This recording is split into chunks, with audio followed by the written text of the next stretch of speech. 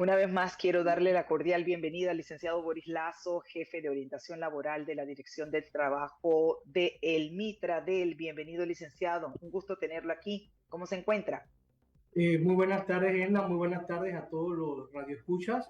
Bueno, aquí dispuesto a tratar de orientar y resolver todas las inquietudes que en el día de hoy tengan todos aquellos trabajadores que están pasando por algún tipo de conflicto o tema dentro de su área laboral. Así es, licenciado. Siempre se hablan de los derechos laborales, pero son varios. En otras ocasiones que hemos hablado de este tema, nos concentramos en el tema de las vacaciones, en el tema del salario, pero esto va más allá. Hay otros derechos de los trabajadores en materia laboral que creo que podemos empezar por ellos. Y es, por ejemplo, garantizarle a ese trabajador un lugar digno de trabajo. Iniciemos por ahí, licenciado. Sí, correcto. Los derechos del trabajador abarcan muchas situaciones, muchos aspectos. Básicamente, cuando tú firmas un contrato de trabajo, ese empleador, esa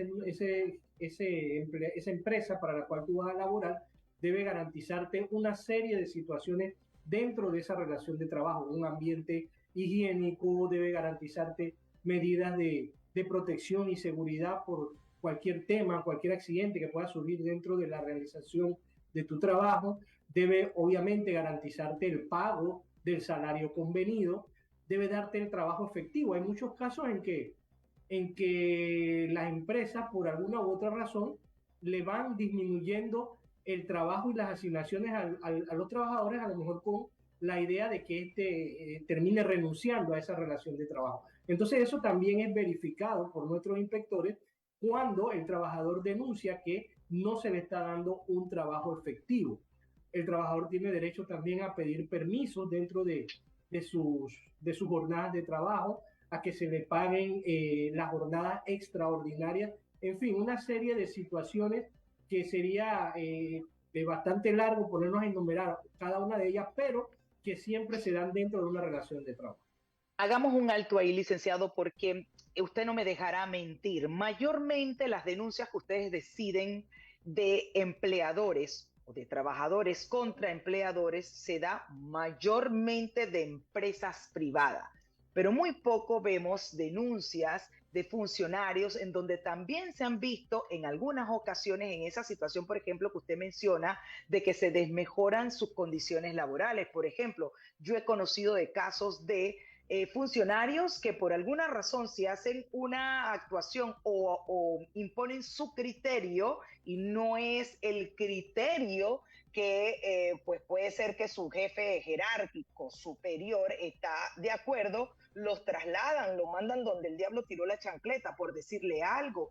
Y eso es desmejorar su calidad de servicio, porque si es una persona que le favorecía donde está, en la institución donde está, donde se encuentra, le permitía la facilidad de transportarse de su casa al trabajo y al mandarlo, por ponerle un ejemplo, a Colón, a Chorrera, que nada tiene que ver del lugar donde esta persona reside, eso es un mensaje claro de desmejorarle su situación, de que la persona se sienta menos valorada y tratar de ver si la persona dice, mira, yo para Colón no puedo y hasta aquí llegué.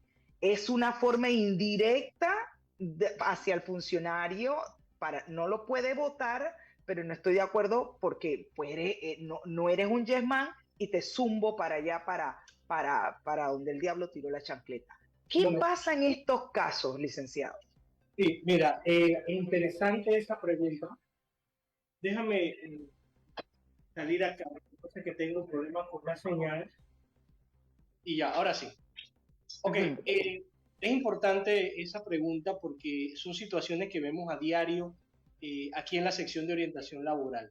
Lo que pasa es que Así cuando es. tú firmas un contrato de trabajo, en algunas cláusulas de ese contrato siempre existe la posibilidad de que la empresa pueda realizar traslados a las diferentes sucursales. Obviamente cuando la empresa tiene diferentes sucursales y uno firma el contrato, quiere decir que la empresa tiene la posibilidad y que uno tiene también que estar consciente de que puede existir la posibilidad de que tú puedas ser trasladado a cualquiera sucursal que tiene esa empresa. Ahora bien, si esa movilización implica que tu viaje de tu residencia, de tu hogar, hacia esa sucursal, traspasa o va más allá de la provincia donde tú vives, obviamente ahí sí tiene que existir el pago de los viáticos de movilización y puede ser inclusive que de hasta alimentación.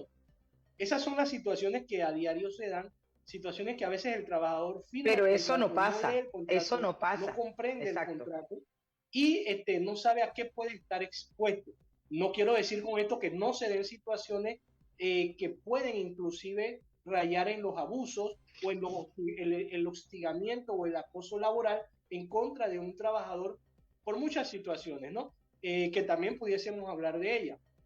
Para eso, el Mitradel realiza inicialmente la orientación, ese primer contacto con el trabajador, para explicarle hasta dónde llegan sus derechos, cuándo él puede y cómo puede realizar algún tipo de citación al trabajador, al empleador, para poder resolver ese conflicto laboral que ha surgido. Tenemos entonces la instancia administrativa de la conciliación, donde un conciliador sienta a ambas partes para tratar de solucionar esa problemática que se ha dado dentro de la relación de trabajo.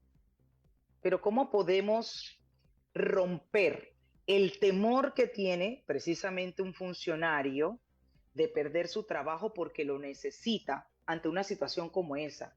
Licenciado, yo fui funcionaria y sé cómo se manejan por dentro las cosas y eso suele suceder.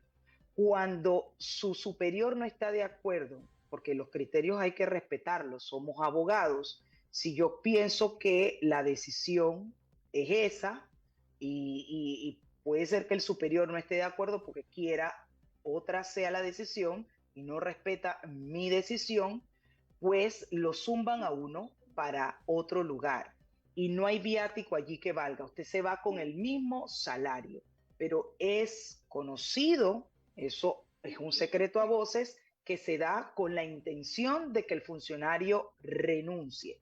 Esto es algo histórico. ¿Cómo podemos romper precisamente que ese funcionario tenga el valor de ir al Ministerio de Trabajo y denunciar una situación como tal? Yo conozco de varios casos, me llegan, incluso ahora que estoy de este lado, denuncias disímiles de funcionarios que les está ocurriendo en una institución X esta situación, de que no están de acuerdo con la decisión y vaya para allá, vaya lejos, porque eso es una forma, yo te estoy mandando un mensaje claro, claro, que hay funcionarios que necesitan ese salario y se han mantenido, pero es muy difícil lo que se está viviendo en el sector institucional. Como le digo, mayormente supongo que ustedes están acostumbrados a ventilar casos cuando son empresas privadas, pero en las instituciones muy pocos funcionarios tienen ese valor y valentía por preservar su trabajo de acercarse donde ustedes. ¿Existe la posibilidad de que ustedes hagan una revisión de estos casos? Bien, momentáneamente hemos perdido la conectividad. Estábamos conversando con el licenciado Boris Lazo, jefe de orientación laboral de la Dirección de Trabajo del Mitradel. Ya lo recuperamos, licenciado. Lo escuchamos. El micrófono. Ok, hubo un problemita ahí con la señal, se cortó un poco, pero creo que alcancé a escuchar la preocupación que tenía sobre el tema lo llamamos ahora hostigamiento laboral. Debemos Se, entonces identificar dos cosas importantes. Las relaciones de trabajo en las que el Mitradel puede intervenir para tratar de solucionar los conflictos son las relaciones de trabajo que se dan entre los trabajadores y los empleadores a nivel privado. Las relaciones de funcionarios o servidores públicos no las regulamos nosotros, el código no nos permite regular ese tipo de relaciones de trabajo. Pasa esto también en el tema de las empresas privadas. En ese sentido, entiendo que el Código Laboral exige al empleador precisamente a garantizarle ya sea un transporte o garantizarle esos viáticos para ese traslado si la persona vive a distancia de su área de trabajo. ¿Qué pasa en este aspecto, licenciado Boris, en el evento de que la persona de una empresa ha sido trasladado distante a su lugar de residencia y que no se le está pagando ni viático ni se está considerando un transporte para que llegue a su lugar de o su destino de trabajo? Ok, la, el, mencionamos que en un contrato de trabajo existe la posibilidad de traslado, ¿no? Y sí, seguramente habrá situaciones en que esos traslados, esos movimientos o esas rotaciones pudiesen interpretarse como una aplicación de una sanción o de una, inclusive pudiese ser hasta desmejoramiento de tus condiciones, ¿no? Pero Claro, debemos entender que al nosotros firmar ese contrato de trabajo, y establece esa situación, sabemos que en algún momento pudiese ocurrir. Igual te diría yo que los contratos de trabajo que contemplan que tú trabajes turnos rotativos. Entonces, hay la posibilidad de que tú puedas ser movida en un turno, a lo mejor en la mañana, diurno, nocturno o mixto, ¿verdad? Pero eso está en el contrato. Entonces, creo que también los trabajadores y espacios como estos son importantes para que el trabajador sepa a qué tiene derecho. Entonces, cuando vamos a firmar un contrato, debemos leerlo, comprenderlo, para saber cuáles serían nuestras obligaciones en el momento de aceptar ese puesto de trabajo. Entonces, si las empresas están obligadas, cuando hay movilizaciones fuera de tu área de trabajo, a pagar esa movilización, ya sea en dinero a través de un viático o a que ellos mismos te provean el transporte para trasladarte de una sucursal a la otra. Eh, Esto dentro de la misma circunscripción geográfica, o hablemos del distrito o de la provincia, no, a lo mejor no necesariamente existiría el pago del viático, pero si yo te traslado y te saco de tu provincia hacia otra provincia, que también hemos visto casos así, ahí sí la ley va a exigir el pago de esa movilización en la que va a incurrir el trabajador, porque no ha sido lo has sacado del lugar de trabajo donde está y lo has movilizado. ¿Que el contrato lo permite? Sí, pero lo estás movilizando hacia otra circunscripción geográfica, la cual para él poder realizar su trabajo necesita movilizarse más allá de lo normal, ¿no? Entonces, sí está contemplado dentro de la ley, y si hay algún trabajador eh, en una situación como esta y está escuchando el programa, con mucho gusto puede acercarse a nuestra oficina para nosotros tratar de mediar con la empresa y buscarle una solución a esta situación. bien, cuando hablamos precisamente de esas jornadas laborales, sean diurnas, sean nocturnas, turnos rotativos o mixtas, ¿cuáles son esos derechos a los cuales debe estar muy pendiente el trabajador? Por supuesto, las obligaciones, porque aquí también tenemos que hablar de obligaciones, no todo es derecho, también tenemos obligaciones. Sin duda también tiene una cuota parte de obligaciones, responsabilidades y deberes el empleador. Empecemos con el trabajador en cuanto a la jornada de trabajo diurnas, nocturnas, eh, turnos rotativos o mixtas. Mira, la jornada regular de trabajo es de 8 horas. Debemos empezar primero por decir que el Código de Trabajo reconoce tres jornadas: la jornada diurna, la jornada nocturna y una jornada mixta. La jornada diurna, que va de 6 de la mañana a 6 de la tarde, la nocturna, que va de 6 de la noche a, a 6 de la tarde, perdón, a 6 de la mañana, y la mixta, que es la que comprende ambas, parte y parte de las dos jornadas. La jornada normal o regular de trabajo es de 8 horas.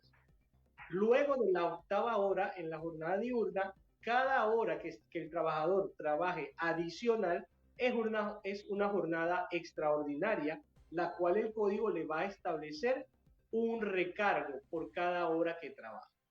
En la jornada diurna trabajas 8 horas de jornada regular. En la jornada nocturna, la ley contempla que el trabajador tiene que laborar 7 horas, sin embargo, se le va a pagar 8 horas por ese trabajo. Eso hay que tenerlo claro. Cuando estamos en una jornada nocturna, trabajaremos 7 horas, pero se nos van a pagar 8 horas. ¿Esto qué quiere decir? Que si yo trabajo después de la séptima hora, ya la octava hora tiene que ser pagada con el recargo establecido en la norma. Mientras que en la jornada mixta se va a trabajar 7 horas y media y se van a pagar 8 horas. Esto el trabajador debe entenderlo, debe conocerlo al detalle, porque en muchos casos el trabajador no reclama sus derechos porque los desconoce. Claro. Y al desconocerlo, obviamente, no sabe que a veces la empresa de una u otra manera está abusando de ese trabajador. Entonces, ¿cuándo se da cuenta el trabajador? Después de un año, después de varios meses de estar realizando una labor y porque escuchó de otra persona esa situación. Entonces, ahí es que él entiende que a lo mejor se le está vulnerando sus derechos. El trabajador no debe esperar que exista un conflicto laboral para venir al Mitradel a orientarse. El trabajador puede venir sin necesidad de que exista ese conflicto a orientarse y saber cuáles son sus derechos. Eso es lo que nosotros queremos lograr. Mientras más conozcas tus derechos, tú puedes evitar que la otra parte, en este caso la parte empleadora, los vulnere. Y así evitaremos, y así lo que lograremos es que las relaciones de trabajo estén dentro del marco del respeto de ambas partes, porque como bien lo mencionabas, existen tanto derechos como obligaciones para ambas partes. Así es. Hay jornadas extraordinarias, licenciado Lazo. Sin embargo, entiendo que el trabajador no está obligado, pero tiene también sus excepciones. Hablemos de esas excepciones en donde se requiere de que el trabajador pues aporte como lo hemos dicho, esa jornada, como dice uno, esa milla extra. Se le reconoce en el Código Laboral jornadas extraordinarias. Extraordinarias. Sí, mira, y me remonto nuevamente al contrato. En el contrato se establece la posibilidad de que tú como trabajador realices esas jornadas extraordinarias, que deben ser, uno, autorizadas por el empleador y deben ser comunicadas. Deben ser comunicadas de antemano. Ahora, ¿qué pasa? A veces trabajamos horas extras, jornadas extraordinarias todos los días. Entonces ya ahí pareciera que realmente no es una jornada extraordinaria, sino que es parte de la jornada, o lo entiende así el empleador, es parte de la jornada regular. Eso no puede ser. La jornada extra es, como bien lo mencionaba, esa milla adicional por algún trabajo extraordinario que se ha presentado dentro de la empresa. Entonces, en esa situación, el empleador puede pedirle al trabajador que trabaje esa jornada extra durante un día, 2 días, no sé, el tiempo que él considere necesario para poder terminar o realizar ese trabajo extra que ha surgido dentro de la empresa.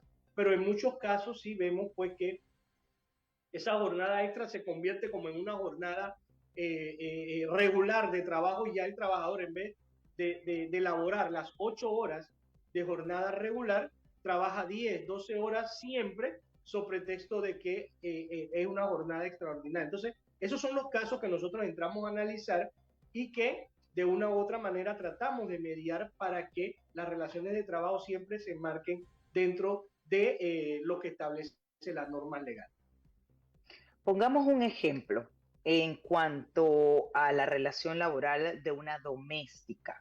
¿Qué pasa con esta doméstica que reside en una casa que tiene obviamente que cumplir un horario, pero que probablemente mientras los patrones no están, en ciertas horas está viendo novela, está viendo el celular y posteriormente su trabajo se ha visto atrasado?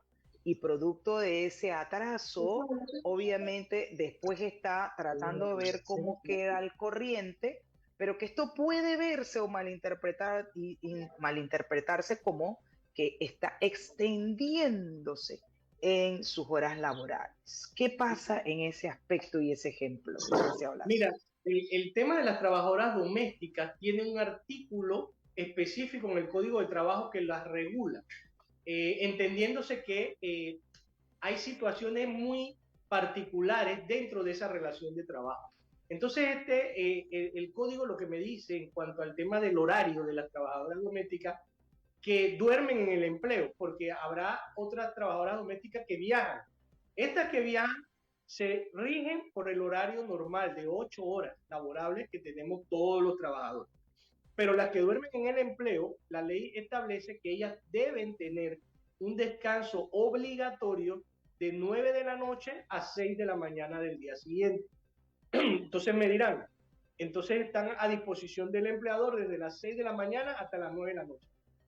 Tú lo has dicho muy bien, Edna, de que dentro de esa relación de trabajo van a existir momentos en los que ellas no van a estar realizando un trabajo, o sea, no es que van a trabajar todo ese horario continuamente, eso sería ya una explotación, más que un abuso, una explotación, Esclavitud, ¿no? esclavitud. Esclavitud, exactamente. Entonces, en función de eso, el legislador, cuando redactó esta norma, entendió pues que durante el día iba a haber momentos en que la trabajadora o el trabajador iba a hacer sus funciones, podía tomar un descanso, volvía a hacer sus funciones y en ese sentido pues se estableció ese horario de trabajo. Sin embargo, estas trabajadoras y trabajadores domésticos que duermen en el empleo también pueden generar jornadas extraordinarias. ¿Por qué no?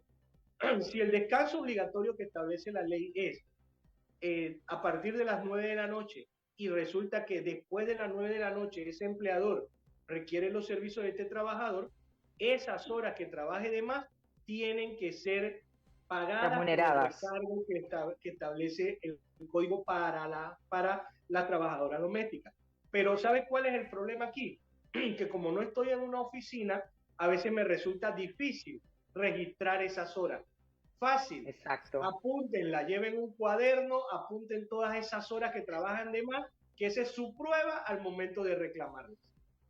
Es que hay muchas quejas, licenciado Lazo, de algunas que no tienen supervisión, no hay cámaras en Sí, casa, que se sientan, apachantan a ver novela y se atrasó el trabajo y cuando viene ya la hora en que viene el patrón o la patrona, entonces corren. Se atrasó, sin duda, y después el tiempo pueden aducir e ir allá al Mitradela y decir, no es que me están explotando, es que explotando. yo me acuesto todos los días a las 11 de la noche, En, lo cual no es sí, cierto. en toda relación, disculpa, en toda relación eh, entre personas, siempre vamos a tener quienes traten de abusar. Ya en este sentido, ya sea empleadores o trabajadores, así como vamos a encontrar empleadores que traten de darle la vuelta a la ley y tratar de sacarle provecho, también vas a encontrar trabajadoras o trabajadoras que traten de hacer lo mismo. O sea, ese a lo mejor tema ya de la naturaleza humana, ¿no? Sin embargo, Así nosotros es. también, no queda, mira, nosotros acá en Mitradil, en el departamento de orientación, cuando le damos o decimos que el trabajador tiene la razón, entonces el empleador nos dice que estamos a favor del trabajador. Y cuando decimos que el trabajador no tiene la razón, entonces ese trabajador nos dice que estamos a favor del empleador. O sea, siempre quedamos mal, ¿no? Pero nuestra labor es aplicar la ley tal cual está. Como funcionarios solamente podemos hacer lo que la ley nos dice que podemos hacer. No podemos ir más allá y no podemos hacer menos. Entonces, Totalmente. en esos casos, ahora hay tanta tecnología que, como tú dices, yo puedo monitorear mi casa desde mi trabajo y ver qué está pasando. Y de hecho hemos tenido aquí situaciones, casos en los que el empleador demuestra es situaciones como la que tú mencionas, ¿verdad? Y no queda otra, son causales que a lo mejor deben generar la desvinculación de ese trabajador de su empleo. En esa misma línea, licenciado, para ir concluyendo, ¿cuáles son esas causales de despido que más se presentan ante el Mitradel y si realmente hay la oportunidad del trabajador de apelar en el evento de que se haya presentado una causal con la cual él no esté de acuerdo o tenga forma de probar lo contrario? El artículo 213 del Código de Trabajo establece todas las causales posibles de despido legal, Ahora, el hecho de que el empleador argumente una causal no quiere decir que ya, de hecho, el despido es justificado. El trabajador tiene toda la oportunidad de oponerse, ya sea aquí en la parte administrativa, en la audiencia de conciliación, o en un proceso laboral como tal en los juzgados de trabajo, cuando amerite irse hasta los juzgados de trabajo. Perdón. Eh, Básicamente, un despido no puede ser verbal. Cualquier despido verbal, por muy justificada que esté la causal, es ilegal y es injustificado. El despido conlleva un procedimiento. Necesitas una carta escrita, necesitas tener el hecho, lo que ocurrió, y un fundamento de derecho establecido en el código que ampare esos hechos para poder entonces hablar de un despido entre comillas justificado. Al final, quien va a declarar si ese despido es justificado o no es un juez laboral. Pero el trabajador Hablemos tiene de los más comunes, de los más comunes. De los más comunes, a veces tenemos el abandono del puesto de trabajo, tenemos la falta de probidad o honradez que se alega mucho y que a veces es un poquito difícil de probar también por parte del empleador, pero se estila mucho eso. Tenemos también las causales, a veces se alegan causales económicas, pero la causal económica conlleva que antes de despedirte, ese empleador tiene que solicitar un permiso o una autorización al Mitrader para poder despedir al trabajador. En la gran mayoría de los casos, el empleador no lo hace, así que eso se convierte en un despido injustificado inmediatamente.